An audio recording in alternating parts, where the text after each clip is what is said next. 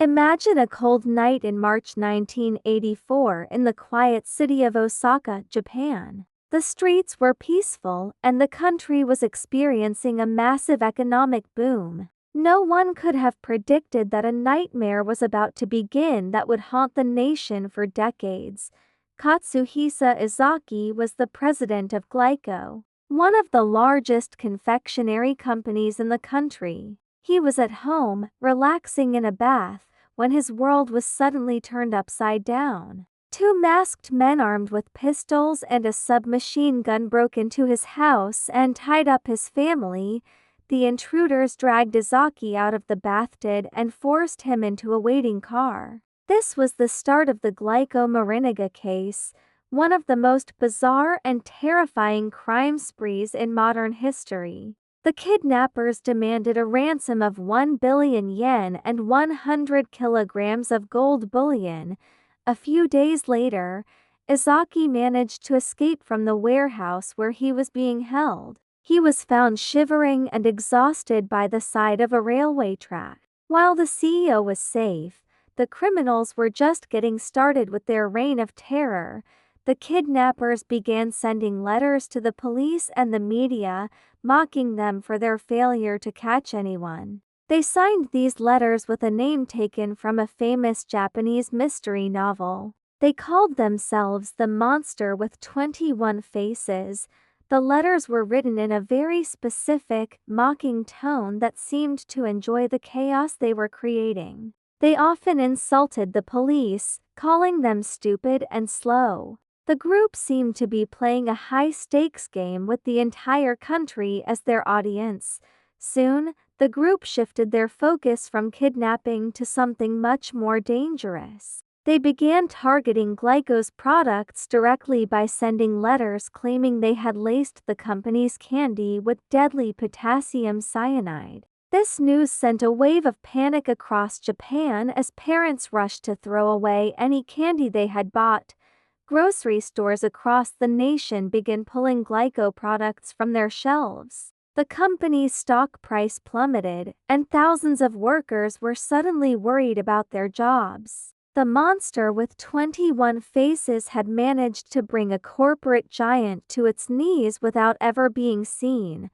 The group eventually told the police they would stop bothering Glico. But their campaign of terror was far from over. They turned their attention to other major food companies, including Morinaga and House Foods. The letters continued to arrive, filled with riddles and taunts that left investigators frustrated.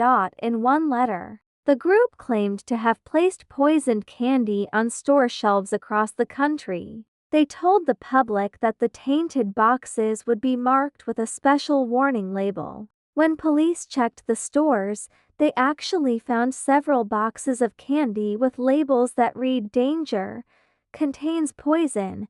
Laboratory tests confirmed the worst fears of the public. The candy inside those specific boxes contained enough cyanide to be lethal to anyone who ate it. The group was no longer just making threats. They were proving they had the power to kill. The police launched a massive investigation involving over 1 million officers and investigators. They monitored payphones, followed up on thousands of leads, and set up elaborate stings to catch the criminals during ransom drops. Every time the police thought they were close, the group managed to slip away like ghosts. The most famous sighting occurred during a botched ransom exchange on a train. A detective spotted a man with thin, sharp eyes who looked extremely suspicious. This individual became known as the Fox-Eyed Man, the primary suspect in the entire mystery. The detective watched as the Fox-Eyed Man sat on the train, seemingly waiting for a signal. However, due to a series of miscommunications and bad luck, the suspect managed to disappear into the crowd at a station. He was never seen again, and his identity remains a complete mystery to this day. As the months turned into a year, the pressure on the Japanese police became unbearable. The public was angry that such a high-profile group of criminals could continue to mock the law so openly. The psychological toll on the lead investigators was devastating. In August 1985, a high-ranking police superintendent named Shoji Yamamoto could no longer handle the shame of the failed investigation. He chose to take his own life by setting himself on fire. His death shocked the entire nation and signaled a dark turn in the case. Shortly after the superintendent's death, the monster with 21 faces sent their final letter to the media. They expressed a twisted kind of respect for the man's decision and announced that they were ending their activities. They told the police they could stop looking for them because they were bored with the game.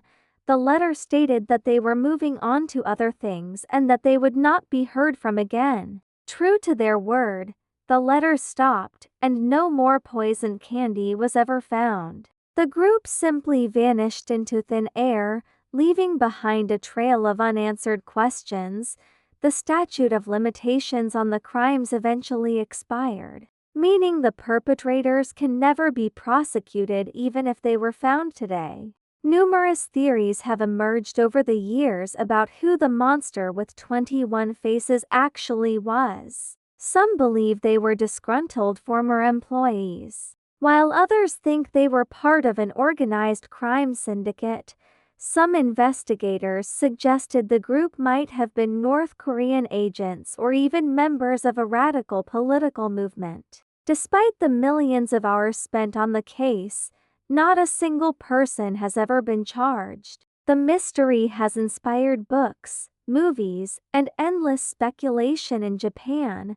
The Glico-Morinaga case remains a scar on the history of Japanese law enforcement. It showed how a small, organized group could use the media and public fear to hold a whole country hostage. The criminals proved that sometimes the most effective weapon is not a gun, but a letter and a box of candy. Today, the boxes of poisoned candy are kept in police archives as a reminder of the case that got away. The face of the fox-eyed man still appears in documentaries and cold case files. He has become a symbol of a mystery that may never be solved.